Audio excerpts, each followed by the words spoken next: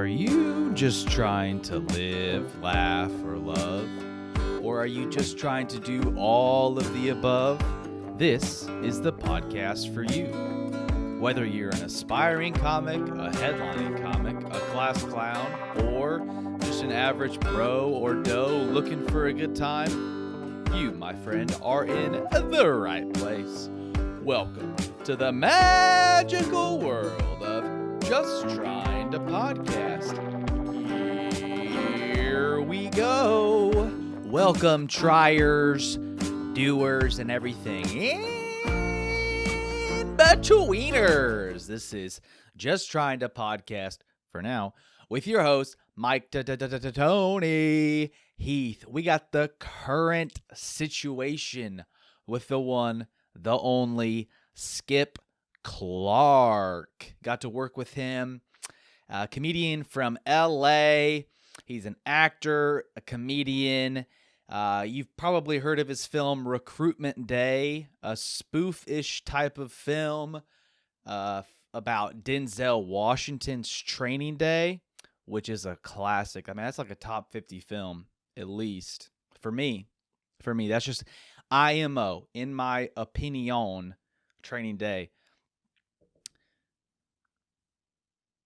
But we got a good one for you. You got an interview that we're going to get to in the second half of this podcast where I got to sit down with Skip on Saturday in between our Friday and our Saturday shows at Joker's Comedy Club. Shout out to the room. We got the current situation is Skip Clark, dude. Because I'm an oddball, you's an oddball, we all oddballs, and we keeping it weird. You's an oddball, man, I'm an oddball, we all oddballs, and we's keeping it weird. Because we're living in some strange times, some weird world activity, because there is a flying car. You saw it on all of the cartoons. If you're one of those boomers, you saw it on the cartoons. You Zoomers, you've been dreaming about it since the day you popped out the womby womb. But we got a flying car. You can pre-order this flying car for $300,000. It's an electric. It's been approved for test flights. They're going to be flying a car. This is this company, Aleph Aeronautics. They received that certification, that paper on the wall that said you can do this.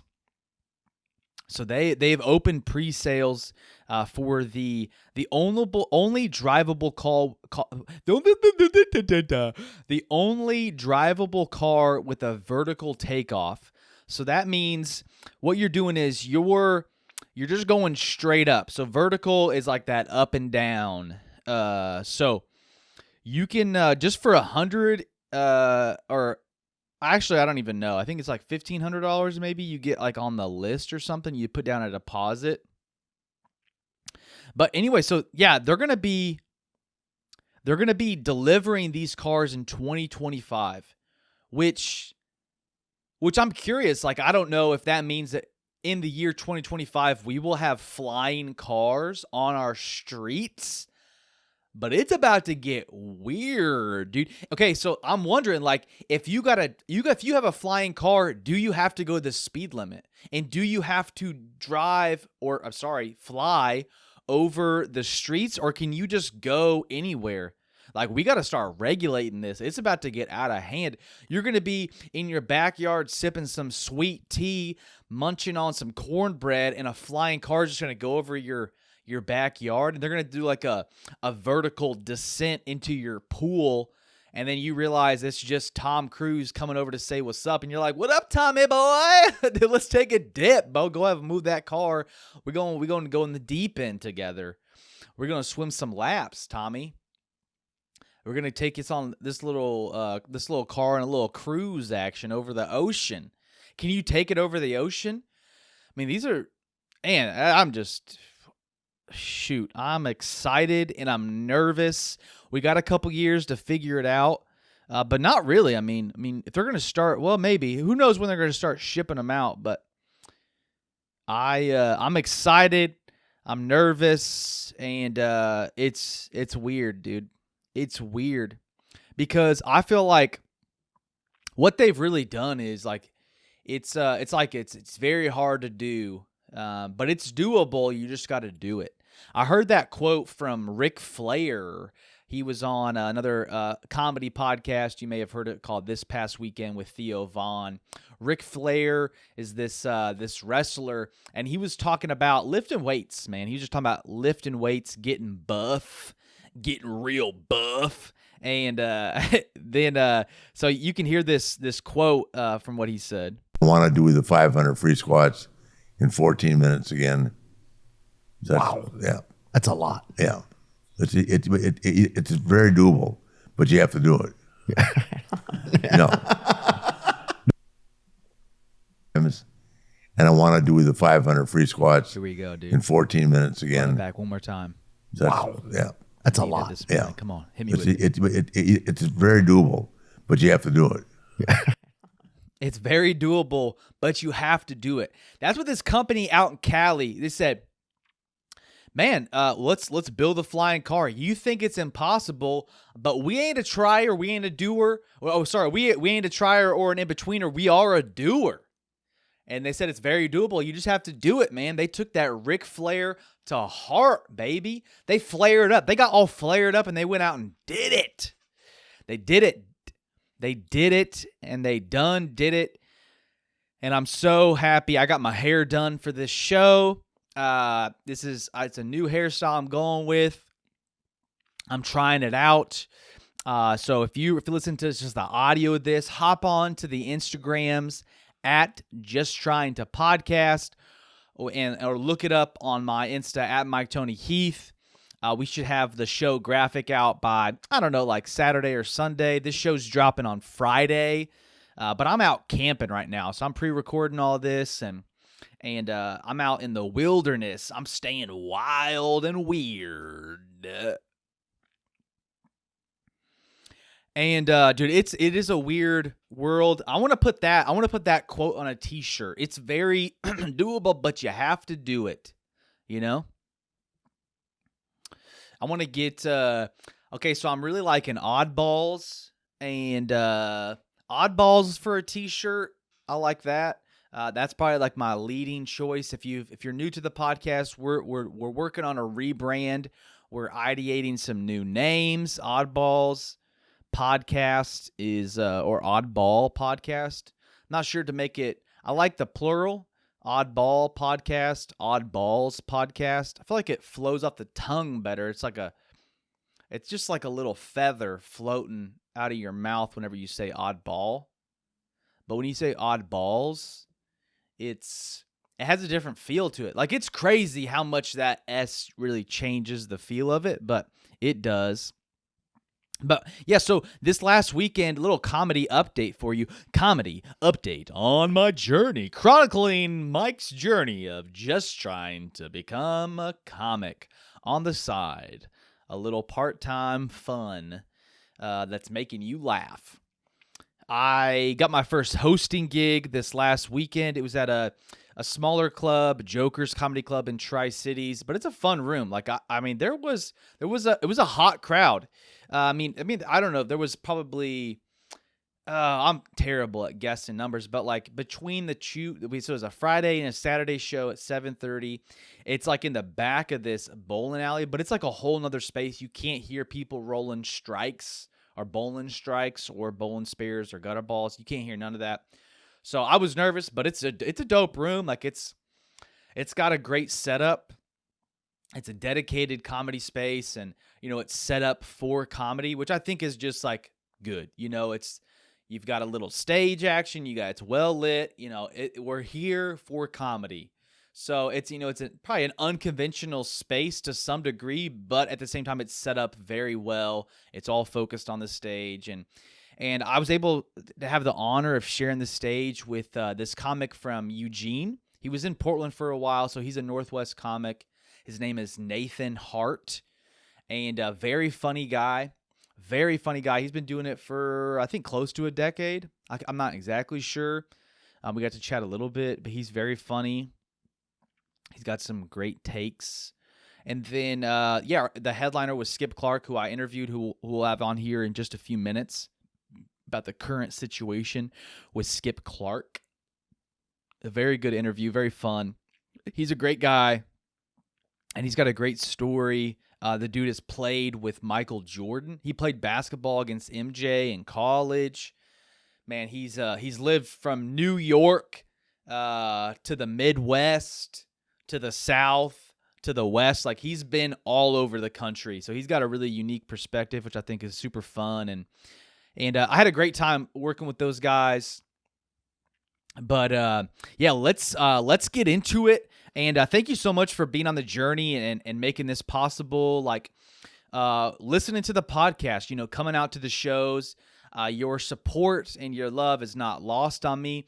Shout out to my new friend Rob at LA Fitness here in Seattle, homeboy. We met in the sauna. We were just getting sweaty in the sauna together, just chit-chatting, and we got to talking about podcasts and comedy, and I told him about the show, and we followed each other, and man, he just came up to me. We were doing some leg extensions, getting those quads up, me and my wife, and he came over just to chat, and he said, really enjoy the podcast, very professional, and it's very funny, and I appreciate that a lot, So whether you're dropping a comment, which I would love for you to do, or sending a voice memo, hit the hotline, say what's up. Would love to feature your voicemail here on the show. You can catch all that in the link in the bio or in the show notes here. So drop a comment, virtually or in person. Shout out to Rob, man. I appreciate the love and the encouragement. I'm big on the words of affirmation. But we're going to get into this interview. I hope you guys enjoy it with the very funny, the one, the only, Skip Clark. Here we go. What's up, man? Did you get some pancakes this morning? I didn't, man. I didn't get any pancakes. The breakfast over here was kind of whack, but I had a protein bar, so I'm good. Okay. Yeah, I hear you. But here we are at the Riverfront Hotel. Did you hit up the pool at all this morning? I didn't. I got up early, and we went and tried to get some breakfast, but no, I didn't hit the pool. I didn't bring my Speedos with me.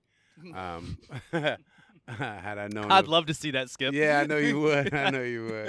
Yeah, but no, I didn't bring them. So, yeah. That's good. And you've come out here to do comedy before in Richland? I performed in Richland a couple of years ago before COVID. It was called Laugh My Off TV show.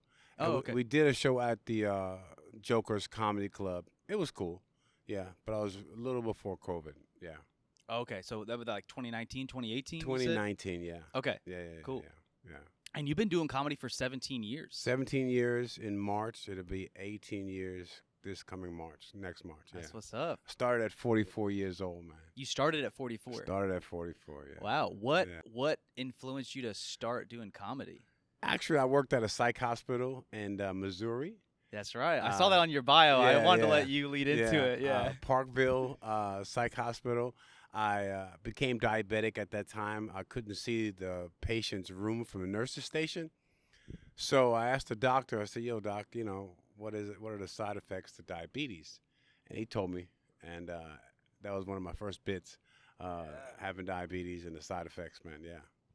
That is it's a tough life. Do you carry Starburst with you or anything? No, I'm on medication. I take insulin once a day and a couple of pills. But my comedy career actually started at Uptown Comedy Corner in Atlanta. I was the doorman for the comedy club in Atlanta. Earthquake, a comedian named Earthquake was the owner, and I became a personal bodyguard for a comedian who traveled with him for a couple of years. And then I got on stage, and the rest was history, man. Yeah. Yeah. Wait, so that was before Kansas City? That was before Kansas City, yeah. Okay, cool. Yeah. So that kind of got you interested in it, maybe a little bit, being around it more? Being around it, man, I love comedy. As a young kid, I would watch all the comedy shows like Three Stooges, the Marx Brothers, black and white stuff, Little Rascals, Bill Cosby, Red Fox, Richard Pryor were some of my heroes. Yeah. Yeah, so we were at the show last night at Joker's, and Right. you did a Bill Cosby joke, and I can't believe you kept everyone through the callbacks repeatedly to Bill Cosby. I was like, how is he pulling this off? I'm blown away right now that you have not lost this white audience right now. Yeah, it was cool. It was cool. Last night we had fun. It was fun. They were open to it. So Yeah, they that was were. Cool. Yeah, that was cool. That was fun. When it came out, I was like, how are they gonna take this? Yeah. As long as you deliver right, man. Yeah. Yeah. All in fun. But yeah, we had fun. worked. Yeah, it did work. Yeah. But you were doing comedy in KC. How long were you there? 5 years. 5 years. Okay. 5 years, and then I moved to Northern California for a couple of years, and now I'm in Southern California, a little beach town called Ventura, and Oxnard, Ventura, and I like it there a lot, man. Do you surf? Nah, I don't surf. Okay. Nah, I'm not a surfer, man. I swim, You swim. Yeah. but I'm not a surfer. Yeah. Okay. Yeah. Have you ever got stung by a jellyfish or one of those things? I don't swim in the ocean too much. You know, Okay. I'm like waist high in the ocean. Yeah. You know? But I'm a swimmer, but I don't swim in the ocean too much. Yeah. Okay. I'll get in, but I won't do a lot of swimming.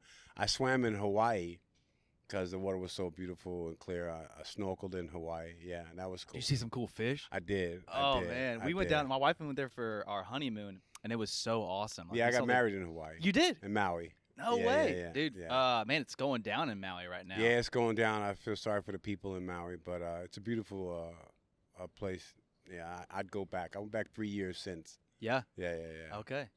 Wow, that's awesome. And I was kind of curious to hear more about. Okay, so you did comedy in KC for 5 years, Right. And then you moved out to Cali. Right. Were you doing comedy continuously, or is that why you moved to Cali? or- Continuously, yeah. I started doing comedy out there, feeling my way around. When I got to Northern California, I did a couple of years I was there. I did a couple of clubs there, but I felt I needed to be closer to L.A., Mhm. and I got in that market. And I travel a lot. You know, I'm on the road a lot. Yeah. Yeah. Did you? Because I was curious because I'm from Missouri, Right. and then living in Seattle, and most of my comedy has been a little bit in Spokane, which is like more similar to here. It's just north of here, Right. but and then now being in Seattle, it's like I kind of play on like the difference of being from Missouri, living in Seattle, Right. But like you started in Missouri and then went to Cali. Did you notice a difference in like the audiences or kind of the jokes that worked, or was it pretty much the same? Nah, I took what I had with me. You know, I'm originally from New York, and Yeah, that's right. people thought I was from like the Midwest or Denver, like that. Excuse Yeah. me. But yeah, I just took what I had with me. Yeah, I didn't play on the environment too much. I did play on it a little bit in Missouri when I first started. I don't know if you're familiar with Parkville and Yeah, Smithville. Yeah. So I took it with me. I just took what I have with me. Yeah. And you we got a baby in the back. Yeah, it's fine. It's fine. It's real life right now. Yeah. Live yeah, action. It's live. For real. I real. like that. No, I was wondering. Okay, so you said you played college ball. Played for the University of Tennessee, Chattanooga. Got a 4-year basketball scholarship out of the Bronx, and we went to the NCAA's 3 out of my 4 years. Had a Yeah. great program there. Yeah. And you got to play against the GOAT. Yeah, I played against Mike. He was a sophomore. Yeah. Yeah, he was a sophomore, and I was a senior. And they came to Chattanooga one year. But Mike really didn't hurt us. It was Sam Perkins, that really hurt us. Mike did his thing, but he wasn't the Michael Jordan that he was then, that it was in college. So, Yeah. but I got a chance to play with him, play against him. Yeah. That's so fun. Yeah. What a great experience. Yeah. It was. It was. Because if I remember right, did he make the shot his freshman year in the NCAA tournament? His sophomore year. That was his sophomore I year? believe Oh, so. okay. Oh, you Yeah. believe so? Okay. Yeah. I'm trying to remember. I just recently rewatched The Last Dance. Right. Have you seen that Yeah. series? Okay, Yeah, of course. Yeah. So good. Yeah, it's good. I was It's trying to good. remember in the timeline. as you were Yeah, it was talking about good. It was a good story about Mike and the team. He doesn't talk about his teammates too much. It was all Mhm. about him. But, Mike is Mike. So, Yeah. Yeah. Did you get dunked on? Nah, I didn't get dunked on. I wasn't down. I was to play the point guard. So, Oh, okay. point guard, shooting guard. So I wasn't down low too much. It was for the big fellas. Yeah, no Yeah, posters. Yeah, nah, no whatsoever. Yeah. But I had a great experience with college. One of the better experiences I had. Yeah. Yeah. Well, man, that's sweet. I just was curious if there was anything else with the playing with Mike. Nah, that was just it. the That's the game. story I tell. Yeah, okay. That's the story I tell. Just like get into that. Yeah. Y'all were like smoking cigars after the game or something. Nah, No, he after wasn't party? smoking that I know of, and I wasn't smoking that as a senior, not cigars anyway. You know what I mean? Yeah, for sure, for sure. I didn't get into cigars until I got a little older, but a little smoking back in the day. Yeah. Man, so I was curious if you Okay, so we had a great show last night. It was a You great did great. show. You were Yeah. so funny. Thank you, man. Your ability to go in and out of like interacting with the crowd, back to material. Right. I was like, oh man, I'm taking class right now. Right, Like, this right, is right. so good. And I was curious, like, is that something that you typically do, or like is that like a general show for you, or was that kind of are you kind of playing to how the room was reacting? Yeah, I was playing to the room. The room was cool. I got a set, but I'll do some crowd work every now and then just to make them feel comfortable. Mm-hmm. To get them loosened up a little bit. Yeah. If you notice, I touched basically everybody in the room. Yeah, I was like, you kind of. Yeah. It wasn't like a clean like just sweeping, which I thought was nice, but you kind of popped around, so Yeah, you didn't know yeah. where you're gonna Yeah, go. yeah, make 'em People feel are on their comfortable. toes. Right, you know? right. Oh, he about to talk to me. Right, ready for their chance to say something. So it was cool. Yeah, but I play around with them a little bit, but I got a set that I do. Yeah. If I need to get out of the set for whatever reason, I'll jump into the audience. I could definitely tell because Yeah. it felt so smooth. Thank It you, man. didn't tell like, oh, I gotta make Yeah. up something right now. Yeah, It felt really smooth. I really enjoyed that because I felt like it provided just such an engaging experience. Right. Right. Like in the audience, like just Right. I was kind of walking around. Yeah, they get a chance to be a part of the show. And they like that. Oh, they, for they sure. Like that. Some of them get a little nervous, but it is what it is. Which I Yeah. feel like you handled their nerves really well. Yeah, open them up. Yeah. It's like a relationship. Yeah, you started something last night. Yeah. Yeah, they go home thinking about their relationships, So it was cool. Yeah, there was a couple spicy ones. I was like, dang, they're going to be talking to the car about Yeah, this on the way back. yeah. You want that. You want them to have a conversation on the way home. Has that always been kind of your flow, or do you feel like that developed over your career? It developed. Yeah, I got a little more comfortable. Because, first as a stand-up, you want to just do your set. 45 minutes to an hour, just do your set. But then I said, you know what? Let me engage the audience, have a conversation with the audience, and get some feedback from them, too. How did you start doing that? Or like at what point in your career did you feel like that started to integrate more into your shows? When I start feeling more comfortable, Mm. as a comic, you're nervous. Yeah. You want to make sure you're doing what you got to do first and foremost. And so about maybe 4 or 5 years in, I started talking to the audience, getting some feedback. Yeah, to make sure they were still with me. Yeah. Keep them engaged. Yeah. You know what I mean? Yeah. Whenever you were first getting into that, because I've been trying to do that more, I'm not confident about it. I've been trying to just grow, and like, how did you begin doing it? Grow, like you said, grow. Yeah. The more stage time, the better you become, man. Yeah, get on stage as much as you can, and develop a comfortability with what your material is, and make sure your material is relatable. So when you do go into the audience, they can relate to what you're saying. Oh, that's good. Yeah. So almost like establishing like a rapport with them. Establishing rapport. Have a conversation with them. Yeah. Like you would talk to your best friend or your lady. Yeah. Yeah. Get to know each other. So because I noticed you kind of did it more open ended, like, hey, what do you do? Yeah. Is that how you started, or did you kind of have like a set question? A set. Yeah. I mean, I got a set routine that I'll do, but when I start interacting with the audience, and it's only on occasion, I'll interact with them, make sure they're comfortable. Yeah. So that's where I'm at with it right now. Yeah. And I love it, man. I love to be able to talk to the people and make sure they're engaged. Yeah. Yeah. I was curious if there's been something recently, or like a historic story for you of where the crowd work went south. Nah, not really. No. Not really. Because I don't do it too often. Okay. I'll do it for a bit, and then I'll jump back into material. I don't want to do too much crowd work because they're not engaged as much. Yeah. So nothing really ever happened that I just said, okay, I need to get back to my stuff. Yeah. Any good bombing stories where you just had to trudge through it? Yeah. One, a long time ago, one good friend of mine, Mike Epps, he was in Missouri at the Improv. And I did a guest spot, and I was doing a joke about Viagra, the blue pill. Yeah. And I talked about the refractory period, and I lost them a little bit because they weren't ready for that. Yeah. The audience weren't ready for that, and I felt the boo coming on. You could just feel it in the room, I like felt it it's coming primed on. for a Yeah. boo. So I got off stage, and Mike said, "Yo, Skip, don't let these guys scare you."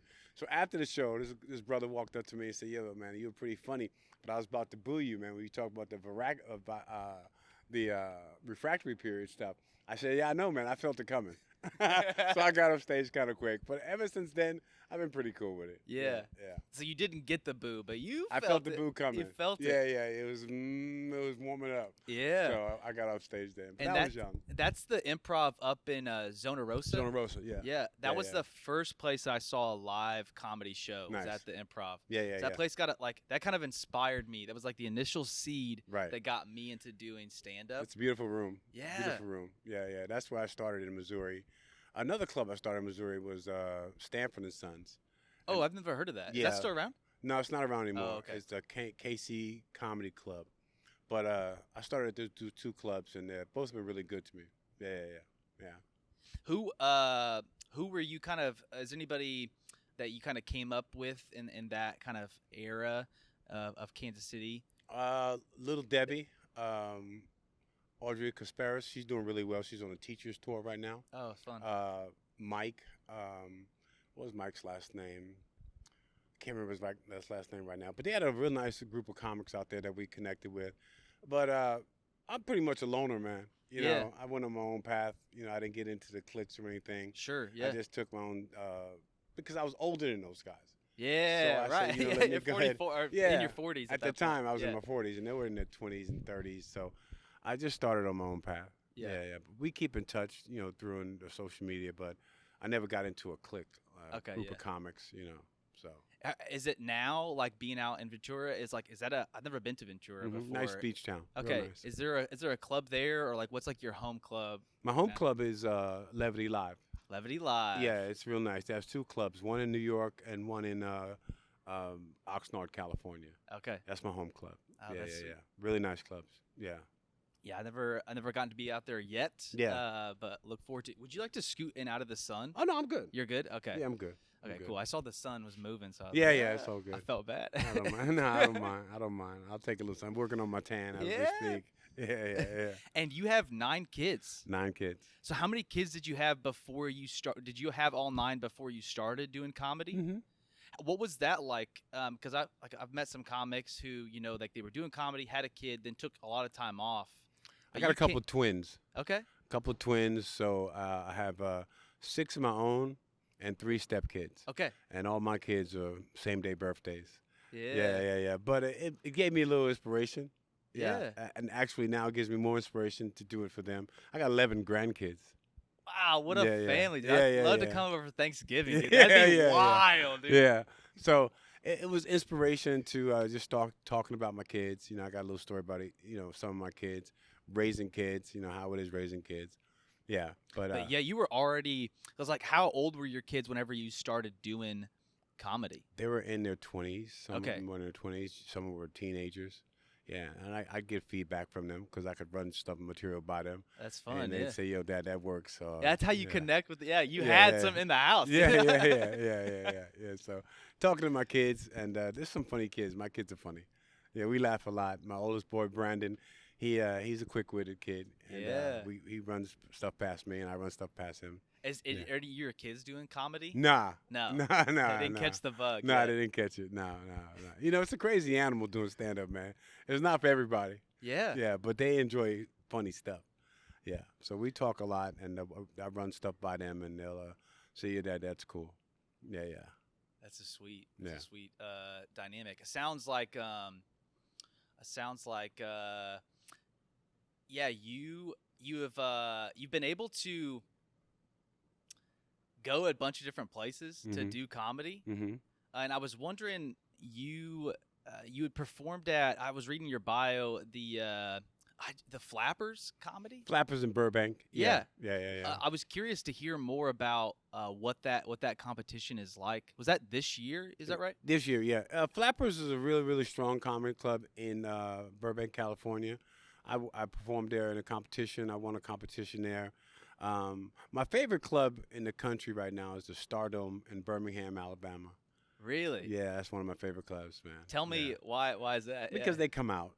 They come come out out? on a Tuesday, Wednesday, Thursday, Friday, Saturday, Sunday. They come out. They are And out there. They're out there, and they give you so much support. The club owner, Bruce Ayers, his wife, Kiki, they're beautiful people. The staff is top shelf professional.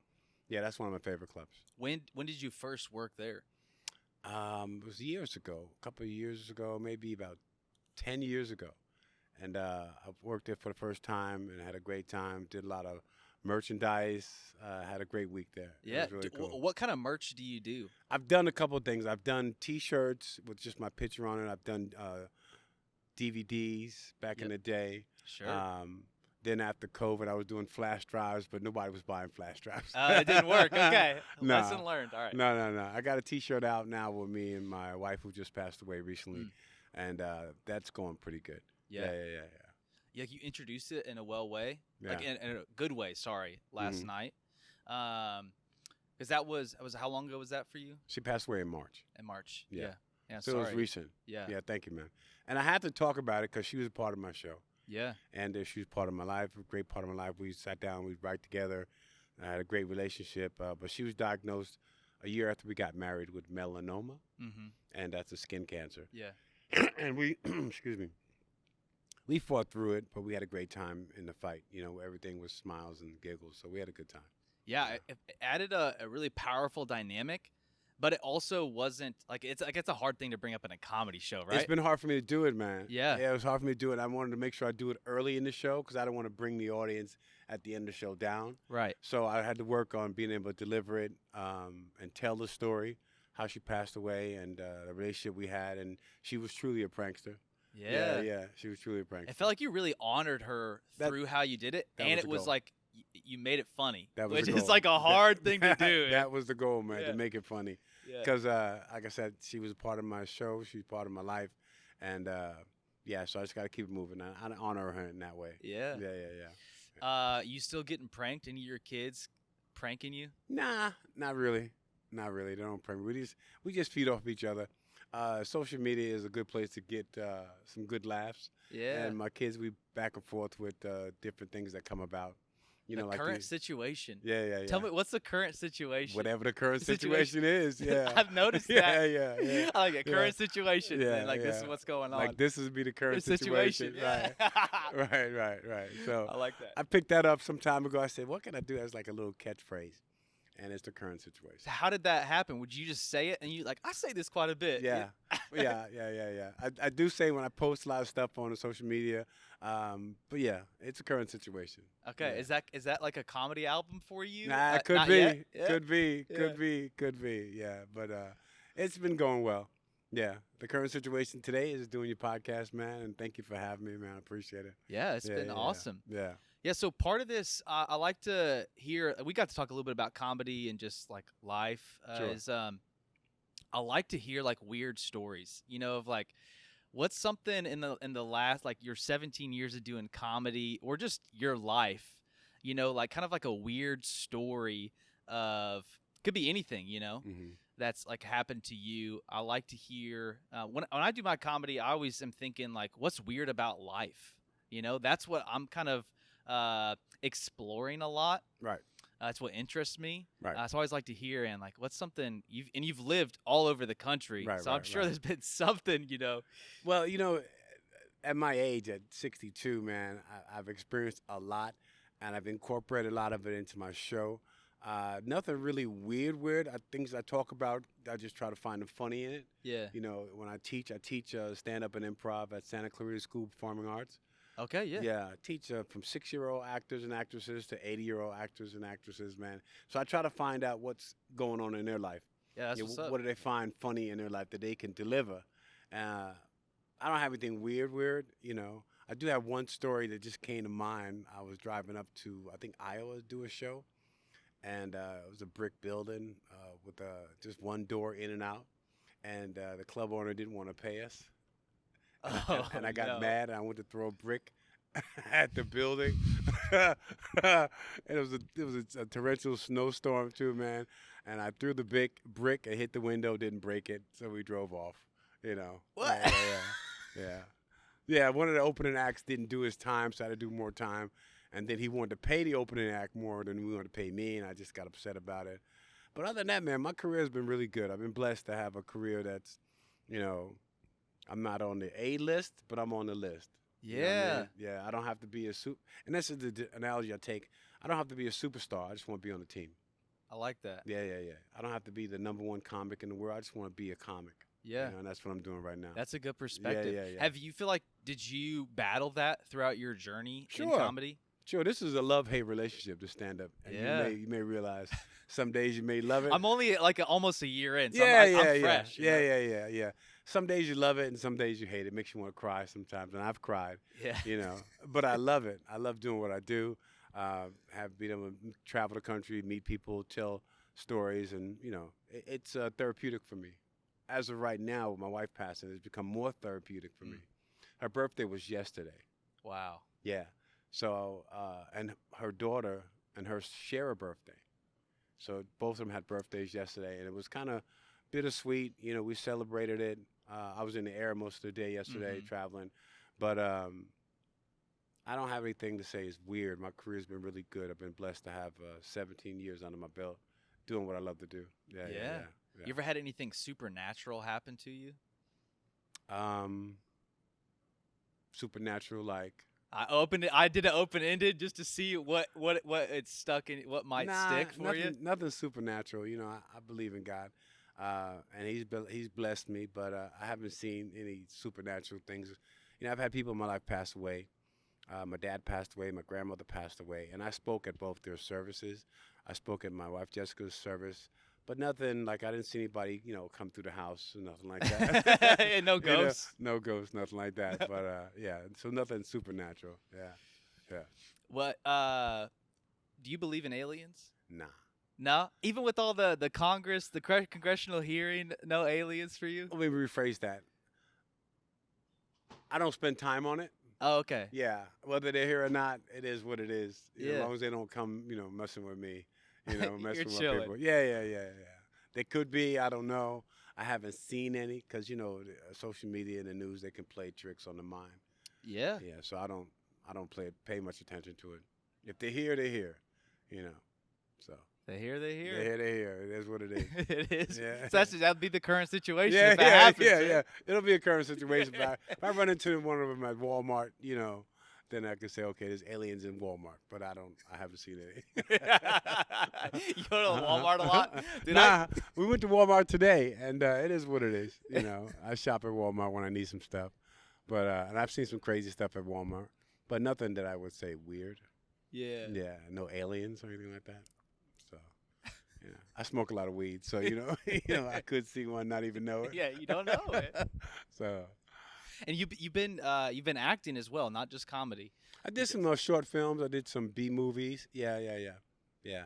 I did a couple of Ralph Dumas in Missouri. We did a spoof of Training Day. Recruitment Day. Recruitment Day. Yeah. I played a cop, and I played Eva Mendes. Yeah, I played Eva Mendes, which was cool. Tony Spires, we did a movie with a comedian called 2 Degrees, the movie. I played a bodyguard in the movie. Got a chance to drive a Rolls Royce and a couple didn't have any speaking roles, but I cleared my throat a lot. Yeah. Yeah, you know. You got your voice in one way or another. Yeah. Man. I was and he's like, "Yo, Skip, you don't have any lines." But it was good. I had some good experiences. Like I said, and I really mean this. I don't have to be the number one guy. I just want to be in the game, and I'm in the game. So yeah. That's a good place to be. Yeah, it's a good place to be. Yeah, one thing which I didn't know you taught comedy, which is great. Yeah. So I would love to hear, like, you have any advice to young comics or people who are, you know, the first 5 years in the game? Just get on stage, man. Get on stage as much as you can. Write as much as you can. But I could tell young comics, just get on stage. Be yourself. I mean, how old are you now? I'm 29. Yeah. So your life experiences, talk about your life experiences. You know, just get on stage. Learn the business.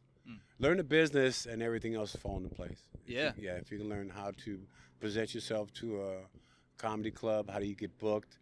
You know, you got a headshot? Do you have a headshot? I have a headshot, yes. Headshot, a little bio, send it out. You know, make contact maybe every 3 to 6 months with a club. You know, but the main thing is to get on stage. Yeah. The more you get on stage, you know, the better you'll be. You can't beat that. No, you got to get No, that. yeah. What does writing look like for you today, 17 years in? Do you have any rhythms that you do, or is it more spontaneous at this point? I write in spurts when I feel inspired. Just recently, I wrote some stuff to bring here, and I brought 2 of them out last night. I got 2 more to do tonight. Okay. Yeah. Writing for me personally is inspired. I haven't written too much in the last couple of years, just because I was, dealing with the wife situation. But I like to write. I like to write and then see it work on stage. That's one of the beautiful things about doing stand-up. That's so rewarding. Yeah. When you can write it down and say, I wrote that, and they like that. I write in spurts. Yeah. I have times when I can really sit down and write, and then I have times I can't write at all. How do you find inspiration? Like, is Life. there Life. is there like an environment that you're typically in that you're like, oh, this is like a reoccurring theme. I find inspiration here. Life. Yeah, wherever life takes you, man, you can find inspiration in it, in everyday life, I travel so much that I see so much, and I can write about it. But I chose to write about myself more so. So when people leave the audience, they say, okay, I know a little more about Skip. Yeah. Find out I got asthma, I'm diabetic, been married 4 times, I got 9 kids, 11 grandkids. So when they walk away, say, I know a little bit more about Skip. Yeah. I love white women.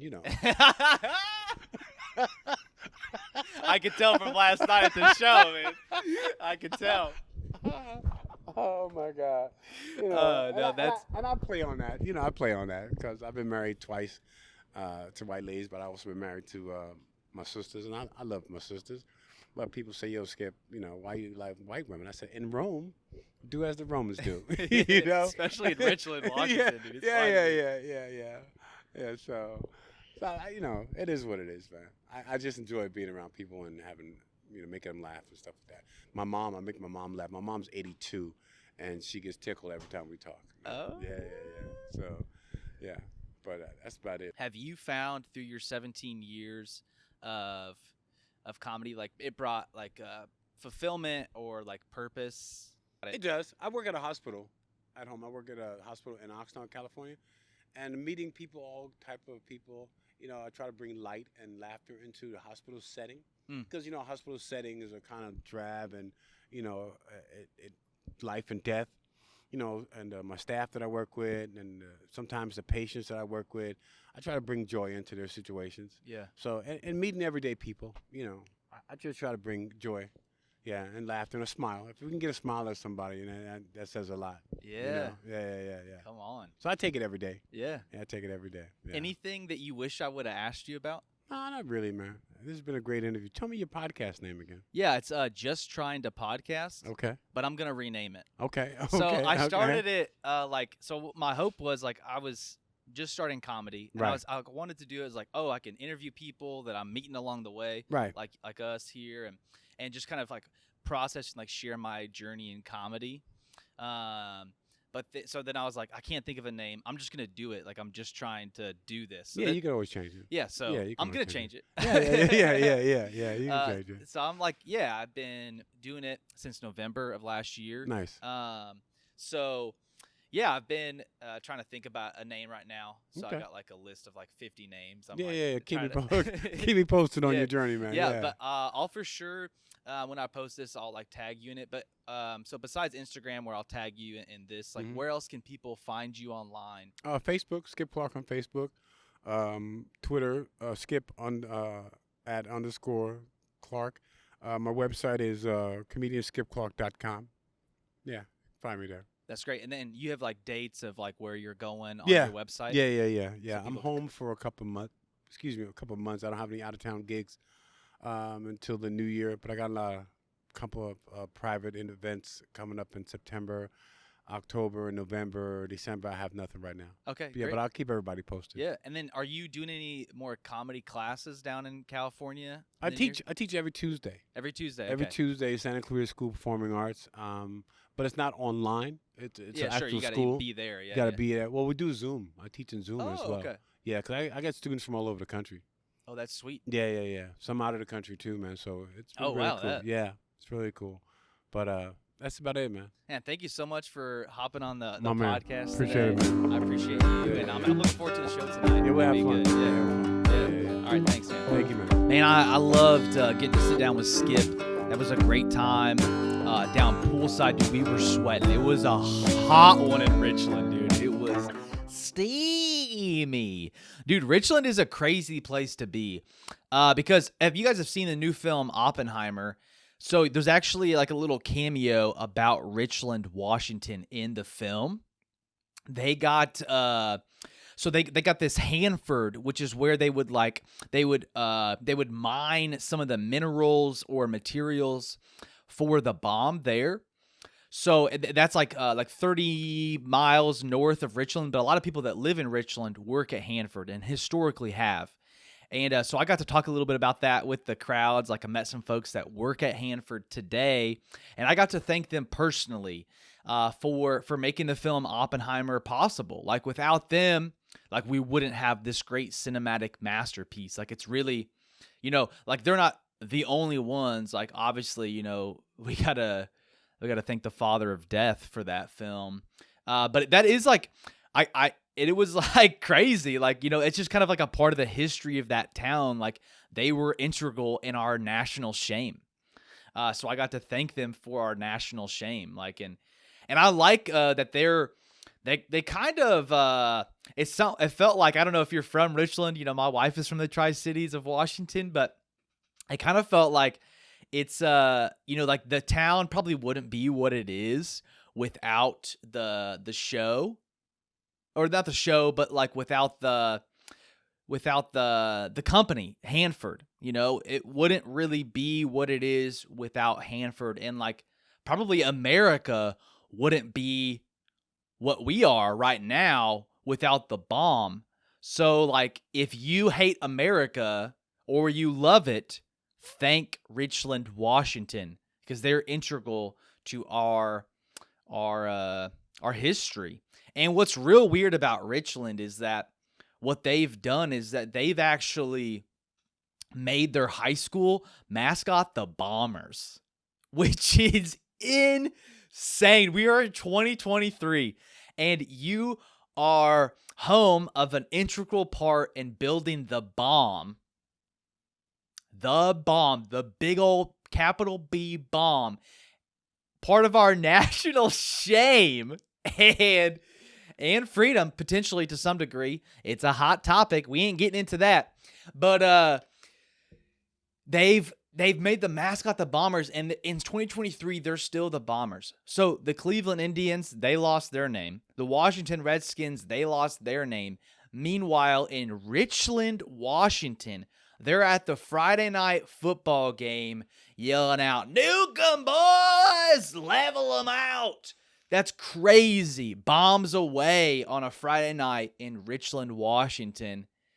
I don't know how they have escaped cancel culture this long, but it is happening. And but it was great to be there. I mean, I sweat a ton, but I was my friend, shout out to the Stelton Pole family, hooking me up with a free place to stay. Got to save that money staying down there, and it was awesome. I stayed at this house, man. It was such a nice. It was down by the river. It was so quiet. It's busy and loud up here in the city. I love the energy, but it's nice to get away and just be in the quiet.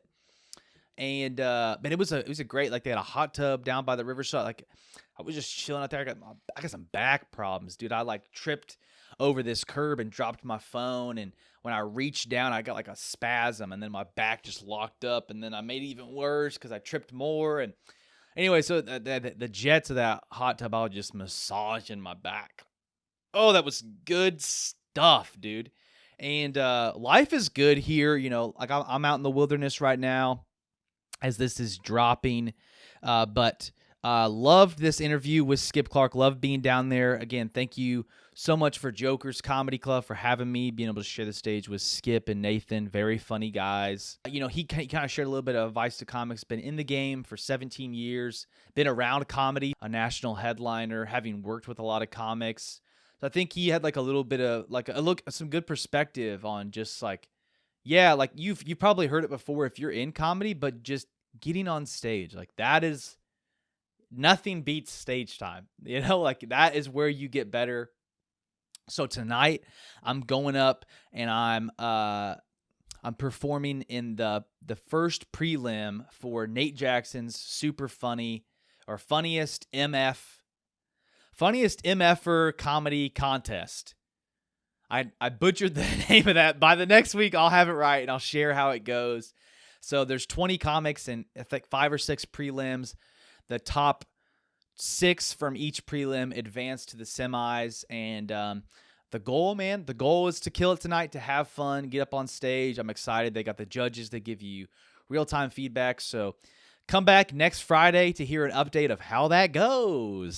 Clip out the advice to comics because I'm actually starting this new series called Comedy College, where we're just getting, learning kind of like this, like the specific lane of just talking specifically about comedy. So be on the lookout for that in the next couple weeks. I'll chop that out, and then I'll be putting more content out just about Comedy College. So be on the lookout for that. Rest in peace to the current version of Oddly Funny Open Mic, the open mic that I experimented with for about 4 weeks. I was doing like a weekly Sunday night clean comedy, like game show competition.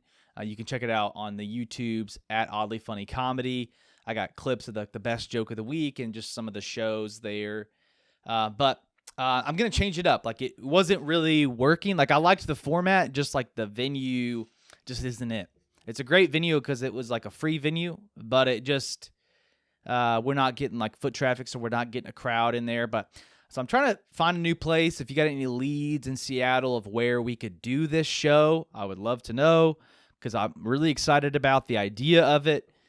We just got to find the right space to do it. So be on the lookout for that. If you've came and supported the show over the last month, I thank you so much. I appreciate that.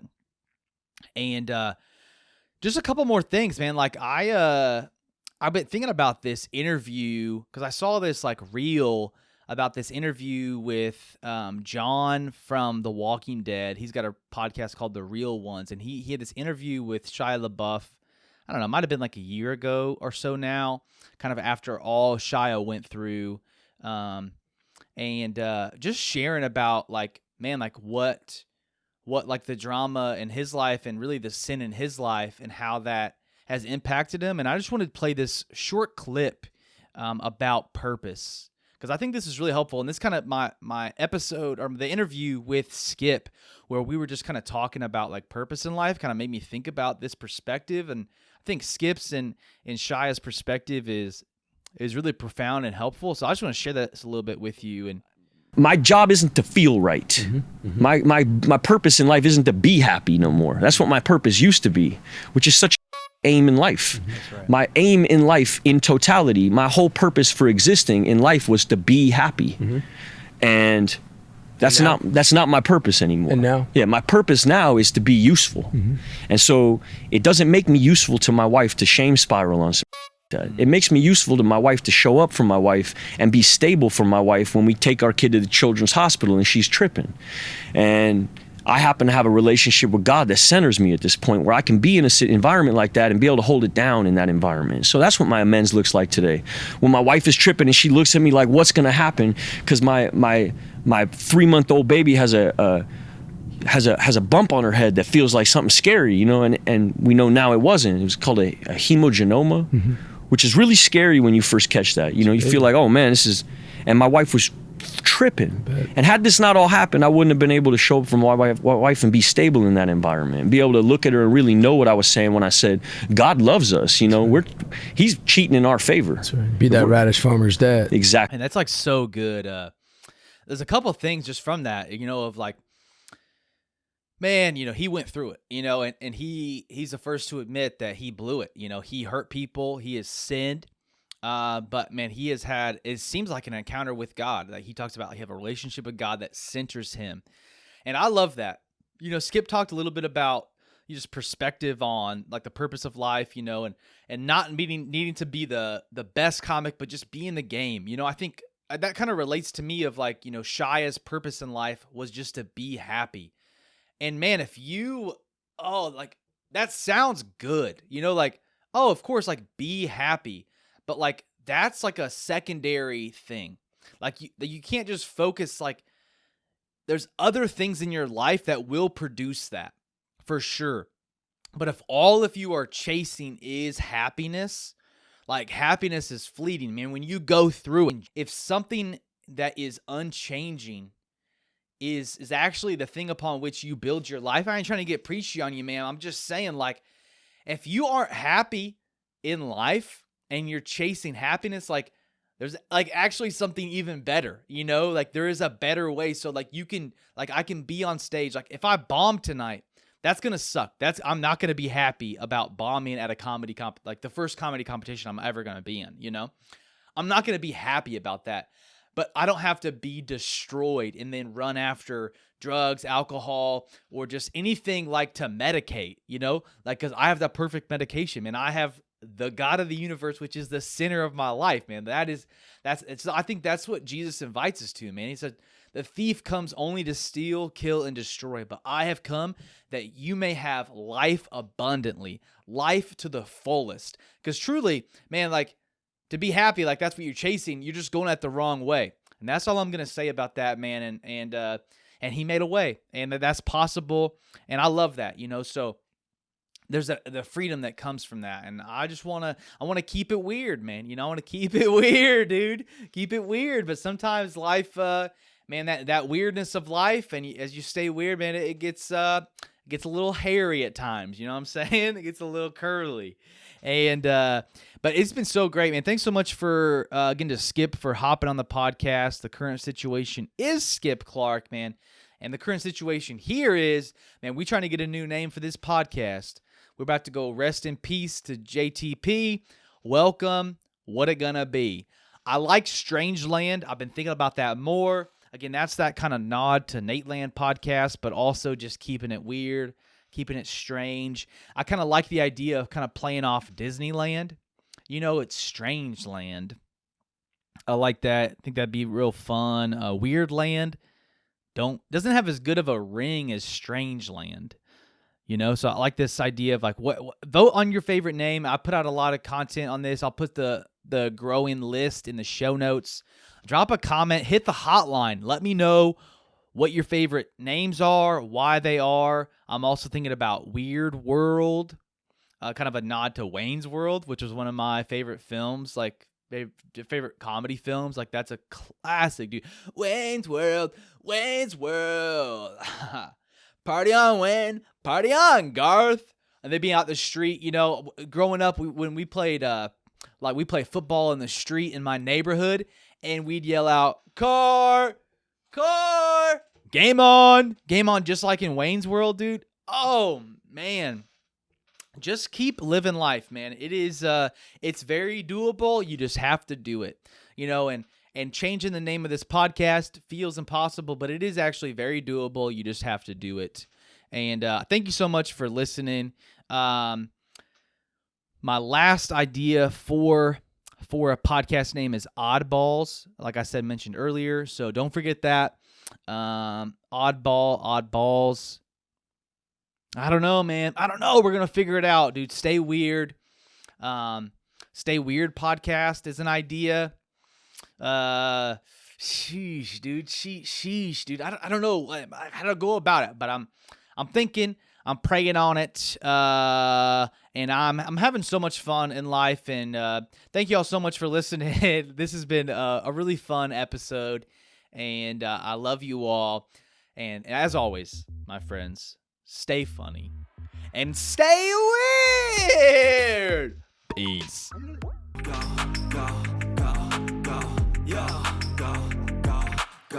Hustle hard, hustle every single day. I'll be making moves till I'm buried in my grave. To the system, I don't wanna be a slave. I've been my way, or the highway. And in the driveway is a nice range. Cause I grind through the climb, I invite pain. You'll never hear me, nah, I don't complain. Just gotta flip the switch and you can go and obtain anything you want, anything you need. Great shot!